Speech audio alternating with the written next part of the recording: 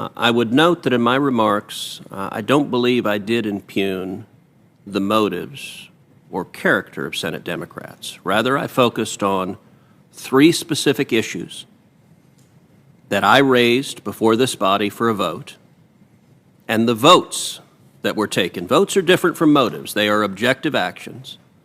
And I believe the votes that Senate Democrats have taken, repeatedly sending money to murderers, rapists, and child molesters, striking down laws that prohibit murderers, rapists, and child molesters from voting, and now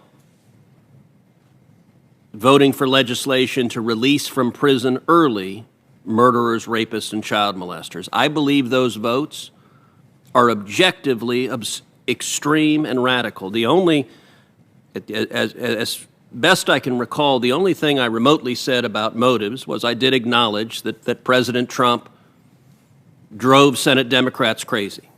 I don't think that's a terribly objectionable observation. I suspect many folks on both sides of the aisle would agree with that observation.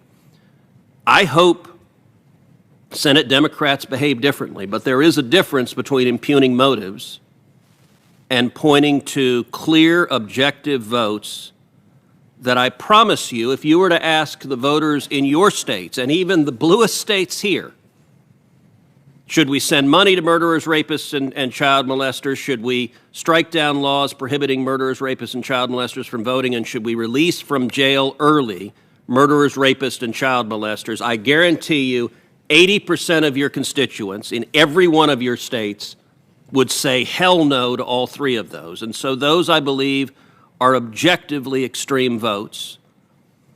And I hope that pattern of voting, I hope that changes. The senator from Texas opened his remarks bemoaning the bitter partisanship that's infected the culture of this institution. I believe, Senator Cruz, that you offered the amendment that was just narrowly defeated in good faith. I believe you made meritorious arguments in advocating for it. I weighed it carefully, listened carefully to the debate, complex issues involving the prospects of redemption for juvenile offenders,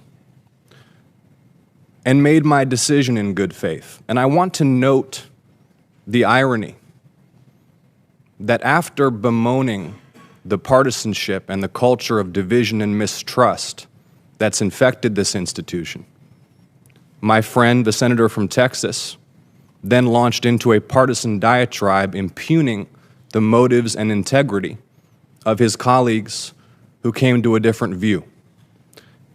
Now, I'm new to this body, and I recognize that long tenure here and long careers in politics can jade and make cynical all of us who participate in the process of making very difficult decisions about weighty subjects with serious implications for people's lives.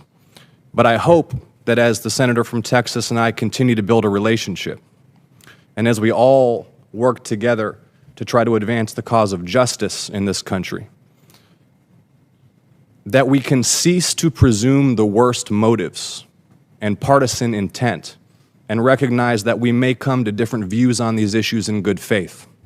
And I yield.